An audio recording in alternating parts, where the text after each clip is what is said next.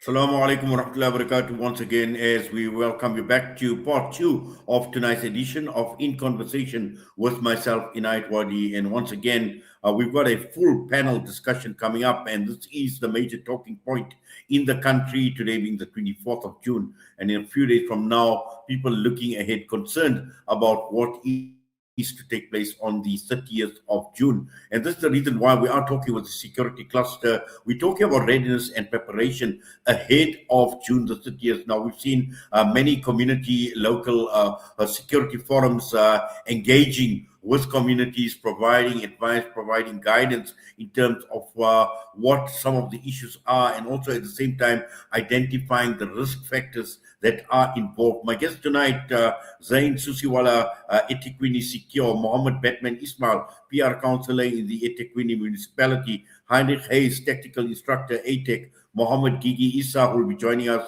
a North Beach CPF Chairperson, and we also have got Mohammed Varachia, Vision Technical, and also joined by Sayyidun Nisa Sayed, who is a capacity peace activist.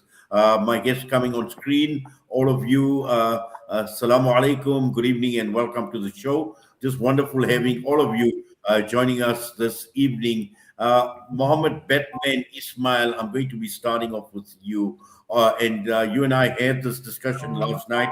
We spoke about preparedness, we spoke about readiness.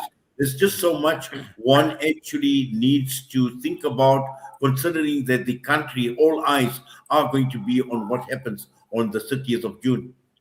It's a big worry right now. And Jazakallah for having me on the show. It's much appreciated. It's been a long, long time since I've been on the radio here with you.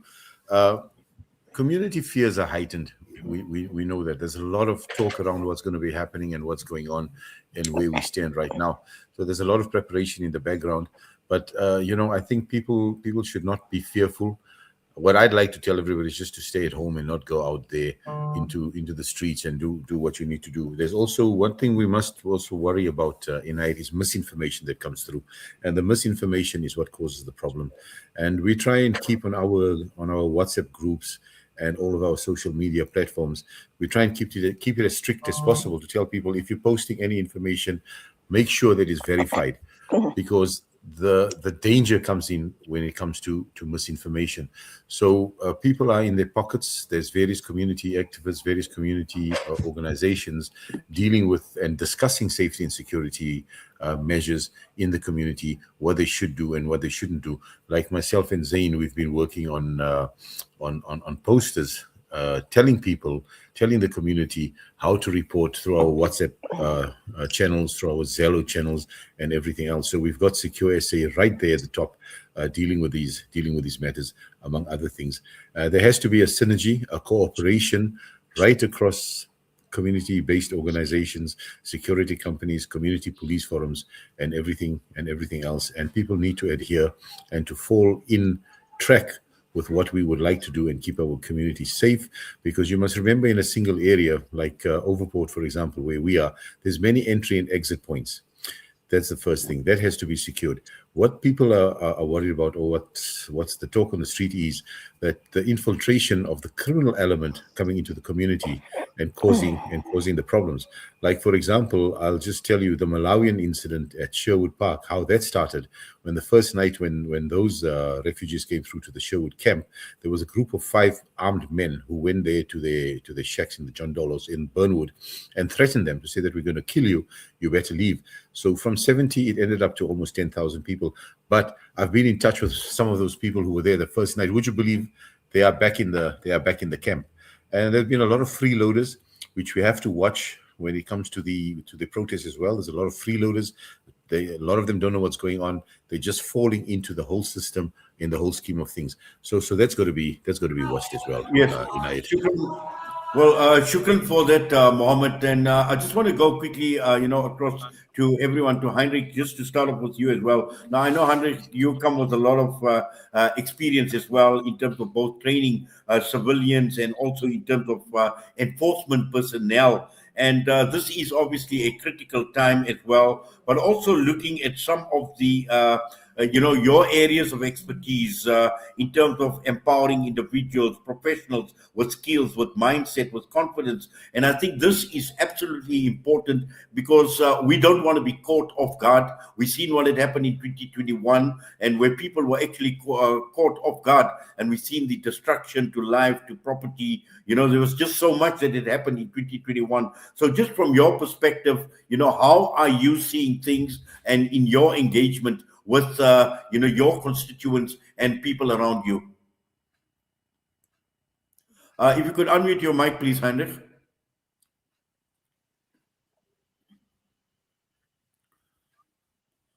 Your mic is still muted, Heinrich. There we go. Okay. 1 second, please. Go ahead. No. Peter? Yes. Can you hear me? Yes. Okay.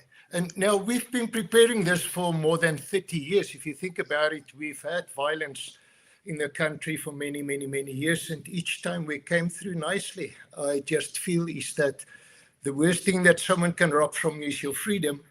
So I'd like people to stay calm and just stay on the groups, listen, be informed, but please not to live in fear about what's going to happen. We've been here at this crossroads before. We will handle this. What I like about what I'm seeing now is the police, they, especially in the Gauteng area, but I understand countrywide, they're holding hands with the security companies, ensuring is that they realize is they can't handle it, but with the security companies and the CPFs and every citizen who wants everything to run nicely, we will handle this and we will handle it nicely on the 30th. We are well prepared, and as I said, the last two to three decades has prepared us for this. So what I want to ask the people is please do not live in fear about the 30th. I pray that it would be a day like any other day and that all these protests won't be successful in unruliness in the country. And I just want the people to not stress about this. We can handle this. We've done it before and we will do it again. Thank you for that, Heinrich. Let's get to Mohammed Varachia. Mohammed Varachia, Vision Tactical. And I know, you guys have been working extremely hard as well. There's been a lot of engagement taking place between yourself and other organizational structures within the security cluster. Just your thoughts by way of an introduction. Assalamu alaikum wa rahmatullahi. Thank you for having me on the show. What you've said is 100% true. We've been engaging with the SAPs from a national level, a provincial level, as well as our local communities, engaging with the CPFs to ensure that the right information is passed through our channels into the hands of the public. There's a lot of misinformation that's out there in terms, and that's creating a very bad image at this point in time. So we're just trying to warn the public of all of this information that's coming through. The WhatsApp groups are fantastic, but that information needs to be verified first. Well, certainly. And also, I think, when one looks at the expertise, Zain, we need expertise right across the entire board. And this is where you come in, Zain. You are obviously based in Durban, but you're also a security professional. You are a community safety advocate as well. And also, you are directly involved in the security and consulting industry as well. And I think this is important because working with residents, and we've heard about misinformation that is already starting, and in this age of social media, it's actually too difficult to try and control what actually goes out on social media, but more importantly, to try and sift out, what is fake, what is genuine. And I think this is where it's so important that the right messages go across to communities. Jazakallah for having me. And ironically, the last time I was on your channel, I was in 2021 during the previous riots. So thank you for having me. And, my take on everything right now is that I've had subsequent interviews since 2021, and a lot of people had asked me, will there be another looting? And I've kept my narrative the same. It is a statistical eventuality that we would have found ourselves in this position. Unfortunately, the socio-economic issues from 2021 have not gotten better, and the country is where it is, and things have gotten worse. and here we find ourselves. That being said, just to echo something that Heinrich had mentioned, we are working very closely with law enforcement, and they have informed us, and we take a lot of comfort from knowing that all manner of law enforcement, all levels of law enforcement have been given, brought into full active duty, and they've given us a lot of comfort knowing that they will be at any scene of a march scene within 15 minutes, and public order policing will be within those scenes within 30 minutes. So it gives us a lot of comfort as private security as well as community, that law enforcement will be there for us. But as we know from 2021, and we can only learn from what has happened in the past, that we have to be ready. It was civil society that stepped up in the past and that worked with law enforcement, and we managed to prevent an absolute catastrophe. With that being said, one of the platforms that we have selected and we have chosen was obviously we have WhatsApp, and I encourage everybody to create a WhatsApp group for your street, for your neighborhood, and use them to full effect. These things have its place and they do absolutely work. We have employed one additional platform. Many community watchers utilize them, and that is our Zello channel. Zello is an app that makes your phone into a two-way radio. We've got a dedicated control room with multiple staff that's manning the Zello 24 hours a day, 7 days a week, and give it free to the public for anyone to use. You can use Zello anywhere in the world, in fact.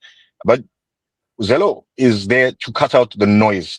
When I say noise, what that means is that Zello is something that is, if it's actually happening in front of me as we speak, I can report on it, and it's live and it's actionable. And we encourage people to use this, as there is a lot of fear, and we need to allay all of those fears. And we've brought people onto the channel, and people are posting things from 2021 riots onto our WhatsApp groups. And the Zello channel has been absolutely phenomenal, where people are saying, I'm 1021, I'm on scene. Nothing of the sort is happening in front of us in the CBD area or hotspots, as we had seen in the past. So Zello has cut out the noise immensely. And I encourage everybody to use it. Give it to your children to use. Keep a tablet in the house with it connected. Teach the elderly to use it. It's very simple in its action, and it can save a life. Whether it's my neighbor's house is on fire, I've seen an accident occur, I need an ambulance, somebody has collapsed, I need an a tow truck or an ambulance at an accident scene, it doesn't matter. Share it with everyone. You can ask the Zello operators, how's my route heading home? I had my family in the car. I was headed towards the Westville area. There was some stoning of cars at the Shoayb refugee camp a few days ago, and I was able to use it myself and reroute my entire family. So the channel works. Use it and spread it as far as possible to your neighborhood watchers and your neighbors, and let's get everybody on it, and let's try and keep a clean record and allay any sort of misinformation that's coming across our WhatsApp groups, especially. One other program we are running at the moment as well is get to know your neighbor in this time. In 2021, we knew all our neighbors. Now we've subsequently lost touch with them over time. Let's rebuild that get to know your neighbor program. And from within us, start identifying who within our communities are medics, who are armed response officers, who has information, who has a drone, who can assist us in flying a drone out to see what is happening in our area. We employ drones in our area, and we work with law enforcement to inform them where things are happening in the area, and it's worked to devastating effect. We also have identified one other issue. I'm not sure, Inayat, where you're from, if this is prevailing in your area, but we have a prevalence of student accommodations that have popped up in suburban areas. There's a fine line between students and accommodation and accommodation for students. One is there's an MOU between universities and student communes that where the owners of these communes have to provide private security cameras, and they have to maintain their students, but accommodation for students have none of those things. And this is where we find large numbers, 300 to 400 students per high-rise building, smack bang in the middle of suburbs. And what we have done is we have approached all of the RAs with our CPF, with our station commanders. We've spoken to the RAs, and Zain, most of the RAs are now putting... Zain, can I just stop you there for a minute? I just want to bring Zain into the discussion as well. Zain, I know you are a Palestinian activist, but I'd like you to wear your peace activist at this point in time. And I think this is absolutely important, because this is exactly what people are looking for. They're looking for peace. We're trying to resolve a problem, and we know at this point in time the country is in a highly volatile situation. Just your thoughts ahead of June the 30th. Bismillahirrahmanirrahim. Assalamu alaikum wa rahmatullahi wa barakatuh. Before I talk about answer the question you've raised, activists in Durban, from the time the Congolese have been kicked out of Diaconia Council of Churches building, where the United Nations Refugee Social Services house, we have been actively involved with this community who are living outside the Home Affairs offices in Che Guevara Road. So people have rallied to provide financial, humanitarian aid, and we have been servicing this community who are all documented and hands-on on looking at the challenges that they face. Second is our colleagues from SAPM, South Africa Palestine Movement, have gone to Maritzburg after we heard about the killing there. So we are hands-on on this challenge that we face. On Saturday, the 20th, was World Refugee Day. And my colleagues and our partners, we went and we spent the whole day with the refugees at the Home Affairs. We played with the children, we did art, we did songs, and we served them refreshments. What we need to look into is there are many facets that contribute to the challenges that we face. One is many of your colleagues. I understand. Sorry to stop you. I understand, but we certainly have got limited time. We've got a huge panel, and we know what some of the background issues are. And I think the key aspect of tonight's focus is to look at operational readiness as far as this is concerned. So we are calling on people to open their doors and open their hearts. We are also calling on what our four speakers on the panel have mentioned. In the whole of South Africa, we have a WhatsApp group called Siafana. We are the same. And whatever is happening all over the country, we are consolidating to see how we can share hope and give, all the challenges that people are facing. Hope to us as civil society, our families, the neighborhood that we live in, as well as hope to these refugees, the migrants, and everyone that's concerned. So from my work related nurse, we are calling for calm, and which has been mentioned. We are also asking people to avoid being out on that weekend from the 28th until the 38th, do your shoppings and kindly be at home. They are the reinforcement people. Alhamdulillah, we have 4 on this channel, but there are many more. And each neighborhood watch, I live in the neighborhood of 2 of my colleagues on this panel here. There was a meeting last night in Overport, there was a meeting in Sydenham and in the area where people are now much more vigilant than we were in 2021. So we are going to try and see that we as the activist community are going to see that we make a human chain around wherever there's vulnerability. And that is our capacity, because we have never feared anything in our country. No one has told us to keep quiet, move away. We picket, we do whatever is necessary. So alhamdulillah, we are looking at how we, the people that can be a force to reckon with, we are going to try and on the 30th be out protecting the vulnerable people wherever they are. Well, shukran for that, Sayyidun. Mohammed Batman, I just want to come back to you now. I think what is important is we've seen some of the statements that have come through from the South African Police Services, the acting minister of police as well, Firoz Kachalia, and in terms of the intelligence and operational readiness ahead of June the 30th. And I'm sure this time around, we're a lot more wiser from an intelligence perspective, because these were questions that were asked and raised in 2021 when many were actually caught off guard and wanting to know where was the intelligence. The intelligence is there at this point in time. Just, looking at how this intelligence can actually be used to minimize, damage that could potentially be caused as a result of certain elements taking advantage of the situation.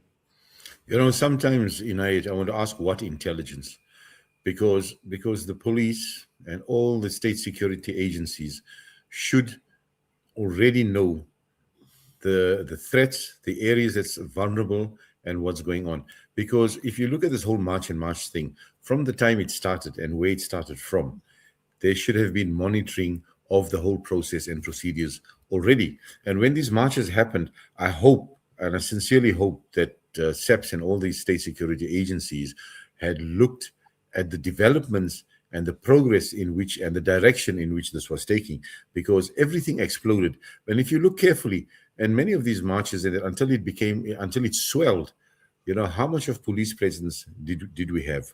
Okay, if I go back to the communities are reeling. Police stations don't have enough vehicles, and those are the issues that we've got to deal with. And this is why we've got to come into partnership with private security companies to handle the state of security.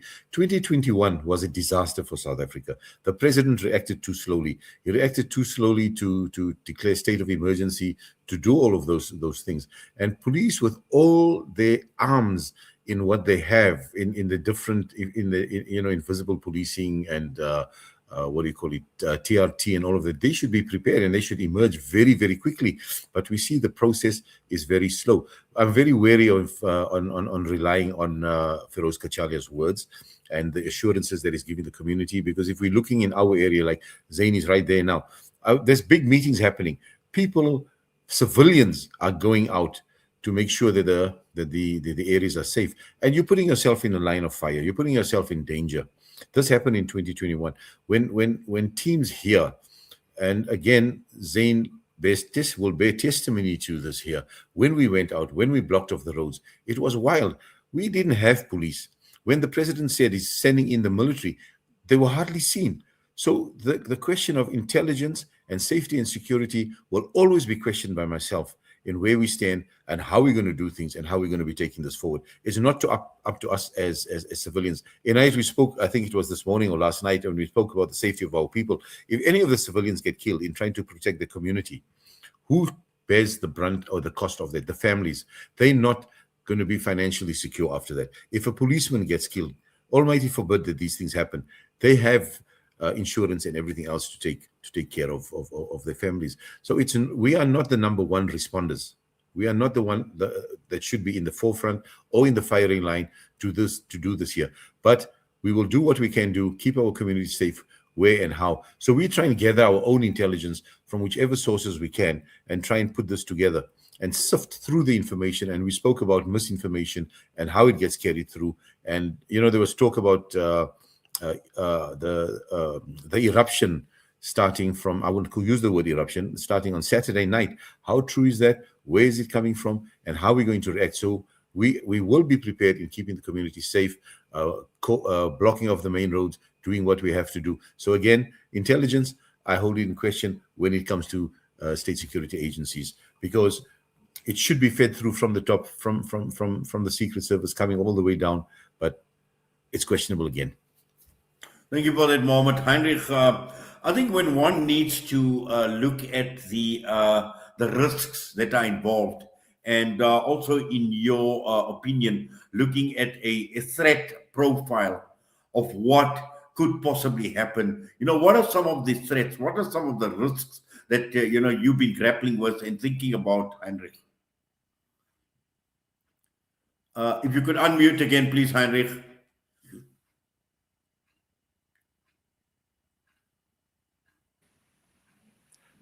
Can you hear me? Yes. Okay. Your question again, please.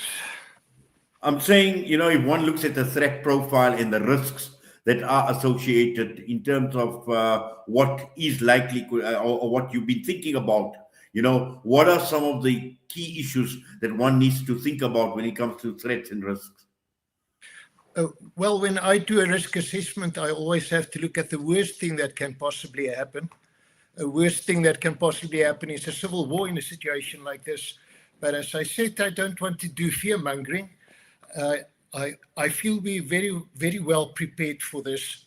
2021, I'd like to use this opportunity also to commend the Indian community from Natal, because if they could not handle the situation on that side, it would have spilled over to the other provinces.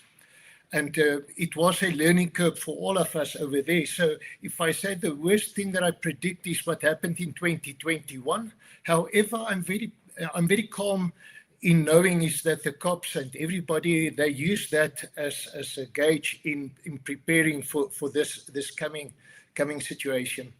Everybody stood together nicely there in Natal, the community with the security companies. There wasn't lots of help from the police force, but this time they do promise it won't be a repeat of what happened there, and they're using it and it seems at the moment everywhere around the country is that the cops are on board this time. So I feel everybody should just be calm and be prepared for the worst, but I really feel is that everything will go well on the 30th, and whatever they can throw at us, we will be able to handle now that law enforcement took hand with us, with the civilian and the CPFs.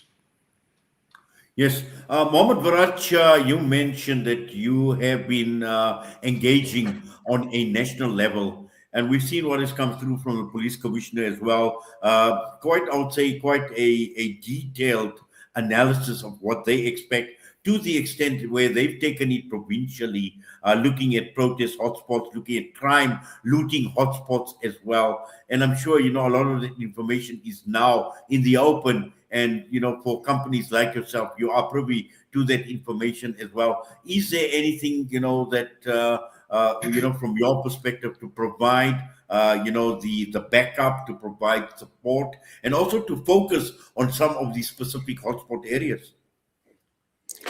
So first and foremost, we're definitely working in conjunction with the South African Police Service in Gauteng, in the Cape Town region, in the regions that we follow. Definitely, we need to focus on the information that's coming from the top down. They do have the information. They are passing it down to us, and we're passing it on to the boots on the ground. Currently, we have members on the ground from today already in preparation for this, to ensure that everyone is remained steadfast and safe. We need to understand that there is multiple frameworks that are being followed, that's not basically in the public eye, and we just need to be careful of what goes out to the public that may cause concern. Well, certainly, Mohammed. And also, I think, Zain, you spoke earlier on about the use of technology. And I think this is, especially in today's day and age, this is exactly, you've got it in the palm of your hands as well. So I suppose, in terms of communicating, it's quite easy. It's real-time communication that, one can look at. But also, I think just looking at it from a community perspective, in the broader community, what are your expectations once that information is shared? So, they say fortune favors the bold. It's actually the fortune favors the prepared. My suggestion to communities at this point here is, yes, utilize and harness all of the technologies that we've given you, but let common sense also prevail, and let not fear grip you in this time, even though it's easy to give into uncertainty. Use the channels we've provided to you, just let common sense prevail at a time like this. And we are facing something that we have dealt with in the past before. Members we know what to do. We just now have to put our best foot forward, work within the ambits of the law, work with our law enforcement officers that we've had extensive and exhaustive meetings with. There is a plan. Let's stick to the plan. Follow your CPFs, join your CIBs, your community and blue programs. Your community leaders are out there. They're speaking a lot of sense. Take understanding from them, and let calmer heads prevail in a time like this. Well, certainly, Zain, and I suppose, Sayyidun Nisa as well, and I think you early on when you were talking as well, you spoke about, activists and the responsibilities on the part of activists in terms of coordinating some of these community safety initiatives. I think it's very important that we look at right medium of engagement. We know also that it's election year, this 2026, and there's going to be a lot of people causing mayhem and wanting to get their views and the politics that goes with it. But like I've mentioned, and the work that we do is we are, especially my role with young people, students and schools, where we have to encourage them that, that they need to be very calm. And also the 30th is during school vacation, school close on Friday. And so we need to make a call out to parents and to young people to just be vigilant and to abide by the rules set by the CPF, the police, and whoever they are engaging with. So we will minimize human forces in engaging where there's no need to be there. So yes, I think we will take heed of all the information that was shared here and the many that we are part of the national structure, and we'll see how best we can instill hope and calmness instead of getting people all uptight into the vulnerability that people can engage in. Well, shukran for that, Mohammed Batman. I think, what we are talking about obviously needs people to actually drive the process. And I suppose all of you on the panel this evening, yourself, Mohammed, Varachia, Heinrich, Zain, Sayyidun as well, leadership, assuming leadership of some sort at a time like this. And it's just so important, Mohammed, and perhaps, if you could just talk about leadership and the role that leadership is going to play, in the event of this march obviously taking place, but more importantly, in providing guidance, in providing that direction to people on that day. I'm sure, these structures are in place already, Mohammed. They are in place in it. But while we're talking about it, one thing that comes to mind, I was also want to discuss the political impact on this here. But before that, leadership, a leader is only as good as the people behind him, if they want to work with him. Being a leader, you must not be autocratic, and you must not just tell people what to do. You need to engage, you need to discuss, and the whole process is we learn from each other. And it's about educating and empowering our people who we work with, no matter who they are. In terms of that, there are only so many who can go out on the street, who are the foot soldiers. There are others who are skilled in communication, and we keep them in that lane. Those guys who know how to keep the community safe at various levels, they have a different role to play. So everybody has a different role to play. I mean, you would have somebody who's come out there and the guys who are standing on patrol like for the entire day and evening, they'll bring them chow, you bring them tea and do all those kind of things. So it's an all-encompassing thing. And, it's very important that people understand that you need to work hand in hand. You can't have too many chiefs, because that will spoil the broth immediately. What I used to do in the past when I was running my neighborhood watches and that back in Johannesburg, even though I was the chairperson, and this goes back to leadership, hopefully, if somebody comes to a scene where something had happened, the first person on the scene will then be the Amir or the leader of that, or the project leader, if you want to call it that, at that particular issue. Even if I pitch up there as the chairperson of the CPF or the chairperson of the neighborhood watch, I take a back seat, let everybody else handle it. And then you rotate in terms of who can handle what and how they can handle things. So leadership is about empowering your people who fall behind you. It's not about I am the boss and I am here and I am Batman and all that nonsense. It doesn't work like that, because the moment you come with that autocratic style, you lose your followers, and that's the end of your organization, as it were. Well, shukran for that, Mohammed. Heinrich, I'd like to focus a bit on resources in terms of manpower, in terms of motor vehicles, ammunition as well. And let's hope it doesn't get to that stage where it actually becomes ugly and actually becomes violent, because we know one of the lessons we learned from 2021 is the police were not resourced adequately. I've heard of stories where security companies, where CPFs, where neighborhood security organizations had to actually provide ammunition to the South African police force and services as well. And this obviously was problematic. Just looking at it from your perspective, as security companies and security agencies in terms of resources, are you prepared? Do you feel confident that you are well resourced?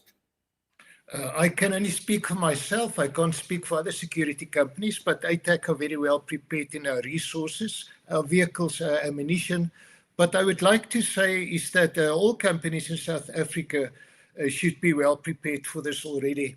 But it is important for us to be team players in this. There's a lot of role players from law enforcement, security companies, and CPFs. Anything that I can ask you guys is to take hands and be a good team player. And the civilians, they're armed to the teeth in South Africa. I own a shooting range and I see what's going on in the East Rand. The people are so used to violence that many people, so it would probably, if there's a 2021 situation, the cops would probably come and need ammunition from us again. They definitely need the resources of our men, our vehicles. If we have to supply ammunition to the cops like we did in 21, we will gladly do that. As I said, we are team players and we will do everything in our power to ensure is that everything goes down perfectly on the 30th, and whatever is getting thrown at us, we will be able to handle. So to answer your question, no, I do not think we will have a problem with resources, not in Gauteng. I can't speak for the other provinces. Well, and Mohammed Varachia, March in March obviously has given this assurance that this is going to be peaceful on their part.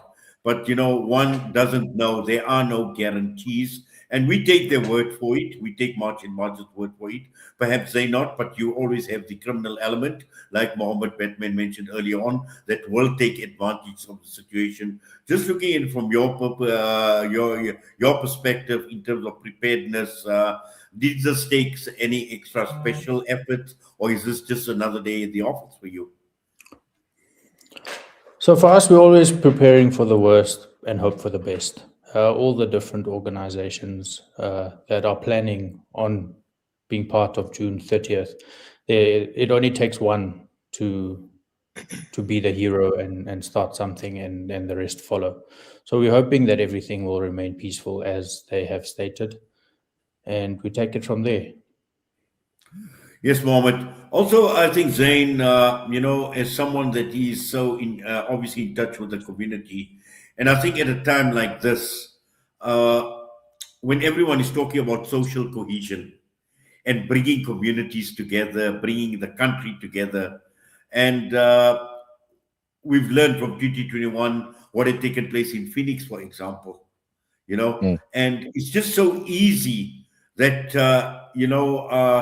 in the guise of having a march against undocumented migrants, communities that are on the fringe or marginalized communities, can become victims as well. And it's happened in the past as well, So just looking at it from that perspective as well, and it requires cool heads on both sides as well, whether you're the marginalized community or you are a protester, at the end of the day, it just requires cool heads. And is this a concern? Absolutely on our part. I take a lot of comfort again from knowing that we have law enforcement at our backs as well. There's been a lot of discussions with law enforcement and role players from the different march factions, and a call has been made for them for calmer heads to prevail. And even discussions were had at the highest levels of the March to March progenitors and organizers to inform them that they have a right for the march to become, to take a violent turn. So those communications are critical at a time like this. And I'm glad those communications have happened at the highest of levels. And it's now disseminated down to our level as well. And we have also sensitized our people as well, how to act if confronted by these scenes. Communication channels are up via Zello and the like. So we will respond to these places, and team leaders will be available there should we have to ever interface with these march to march sort of crowds. And one critical aspect for us is, as well as our youth, we need to curtail them from acting too irresponsibly or too emotionally. And very often is the case where we even inform everybody how to carry their weapons or how to carry their weapons concealed at a time like this. And all of these things need to take place, but we have the backup of law enforcement. We have communicated it to the march to march contingents and factions, and hoping we have another clean record.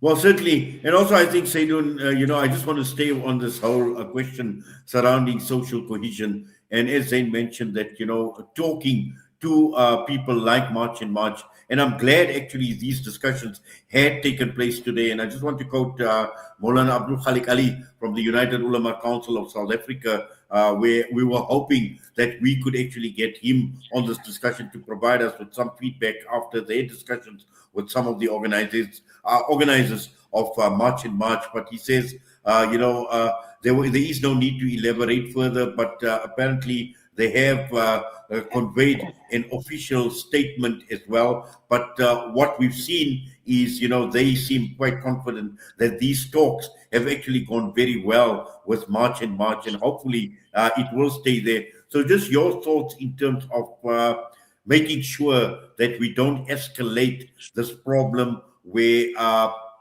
we put one community against the other and social cohesion is compromised. So today in Durban, the interfaith community have met to address these things, facilitated by the former mayor of Durban, Logi Naidu. So the very important thing is for us as people of faith or community engagers, we need to call on our Friday prayer, our masajid and our church and temples for people to be calm and speak the language and contextualize it to what is happening currently. March and March have met with the Christian community, with Cardinal Napier, and at the Diaconia Council of Churches, they met with the Ulama Council, and lots of other people have met with them, and they've given the assurance of calmness and the march will be peaceful. And like the security guys on the panel have mentioned, that you just need one loony, irresponsible person to do something, and that very peaceful initiative can turn into something that can be very ugly. So I think any march, any process, and I've been picketing every Friday in Durban, the law enforcement people know who's organizing, the marshals and the whole process involved. And so with that assurance, that you have to apply to march, and there are rules, there's regulations, what to be done. And like everyone else mentioned, we just make dua, we pray that march is what they are calling for. It's against a whole lot of challenges, except that of refugees, immigrants, asylum seekers, and migrant. The challenge these people are calling on is greater than what the fight is about. So it is government, it is other forces that we need to look at. So I think from the faith community's part and with the engagements, we need to really push and give people the surety of hope, of calmness. And I would encourage all communities this Friday, this Saturday, this Sunday, at all our places of religious spaces, we need to talk about what is happening and how we can combat these challenges that face us today. Shukran for that, Sayyidun. Mohammed, see, we've got about 12 minutes and we've got quite a huge panel, so I'm going to go around and perhaps give each of you about 2 or 3 minutes. Just your thoughts, Mohammed, because we know Durban has been the hotspot, and also recently with regard to what has been taking place in Shoayb and the people that have been moved to the drive-in, thousands and thousands of Malawians as well, the migrant communities. And I just want to spend a few minutes talking about the migrant communities in terms of how they see June the 30th. We've heard about Zimbabweans in the Chatsworth area that have been assembling as well. What is the sentiment coming out of there? I was at the drive-in on Saturday with the mayor, and we had a lengthy discussion about those issues. And I also spoke to some of the Malawians, as it were. There are many who have remained behind. There are many of these guys who are the mechanics and the plumbers and everything else who remained behind, but I was staying quiet. The issue about the Malawians, many of them are leaving in fear, not because they want to, but because they are fearful that their lives will be harmed and they might be killed, for want of a better word. Many of them are artisans who moved away. And one of the guys told me a very pertinent thing. He says, now when we go back to Malawi, we're going to build the country, we're going to rebuild the country. I said, but why couldn't you do that in this first place? Why did you have to come to South Africa? And he thought it was better here. So, I mean, you've seen there was almost 10,000 people, and then more are being bussed into the area. But the question I would like to raise and discuss a little bit, we can't really discuss it. Is it the weaker migrants who are afraid, as opposed to the stronger migrants? Now, when I say weaker and stronger, I mean in terms of their unity. I want to ask the question, we've got the Pakistani migrants, we've got the Egyptians, we've got the Somalians, and we have a whole lot more. When you look at the 2021 conflict, in the Durban CBD, the Somalian shops were not touched. It tells you something. It tells you they came out in their numbers, they defended their property, and I think I know well enough that they're going to defend their properties if it needs to be defended. And otherwise, they'll just close up, stay away once everything clears to avoid confrontation. But they are prepared for any eventualities. Malawians fled in fear. The others are here. Zimbabweans fled in fear. The Mozambicans are fleeing. So we need to sort of watch the developments. But I don't think there's going to be an influx, or rather a group of migrants from other communities or other countries like Somalians, Egyptians, that gathering at a point, wanting to get ready to leave, because they function on a different level, on a different strategy in terms of what they require and what they know they need in this country of ours. Well, shukran for that. I'm going to go around the panelists, and starting with you, Heinrich, just some final thoughts, and I'll go through to Mohammed Varachia, to Zain Soosiwala, and finally we're ending up with you, Mohammed Ismail. Please don't live in fear. We've got this. We will be ready on the 30th. And if there's people listening to this channel tonight who plans to make anarchy in the country on the 30th, please think twice. Consider the people arranging these protest action at the moment are the very people who allowed our borders to go into disrepair and unguarded. So don't be led around by your nose. We live in a rainbow country, and there's better ways of doing things. You've got the right to march. You've got the right to peaceful protest. Please do not become the criminal and cry about other people who's in the country. This is a rainbow country, and we are the most diverse country in the world. I've traveled the world extensively, and we've got something beautiful over here. And I would just like the people to be calm on the 30th. Thank you for that, Heinrich. Mohammed Varachia, your thoughts? As Heinrich mentioned, we reserve South Africa's right to protest and to protest peacefully, and we will allow the protest to continue peacefully. But what we won't stand for is any violence, any chaos. That's where we'll put a stop to it from our perspective, as well as the South African police. On a last note, we just ask Allah to keep us safe and to let this serve as a lesson to the communities that we work. We are stronger together, and we don't want to do this alone.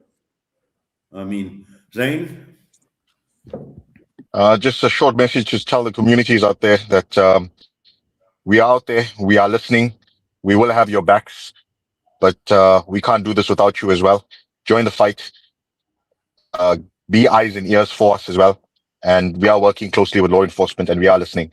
So keep us informed, and we will hopefully, again, we will keep a clean record in this one. Thank you. Inshallah. Jazakallah for that, Saidun. I think the very important thing is those migrants, immigrant, refugees that are in fear, many of them and many Malawians are not documented. We spent a lot of time with them in Sherwood as well. And so this is the reason for the fear and for their deportation. I think we have set out media statements calling for calm and telling people whatever everyone's right is, should be adhered to, and our right to calmness and to avoid whatever is happening should be. And so this is the message from a group that's hands-on with the refugees. We are shedding hope and a light, and refugees are not our problem. And we look at it, how we can manage. There is a march on the 27th as well. That is a counter. So people need to be very vigilant and look at other spaces where communities are engaged in meeting and wanting to do the bad. So with all of you here gives us civil society hope, and together we can be stronger. Thank you very much for having us on the show. Yes, Mohammed Ismail, the final word. Jazakallah for that, Inayat.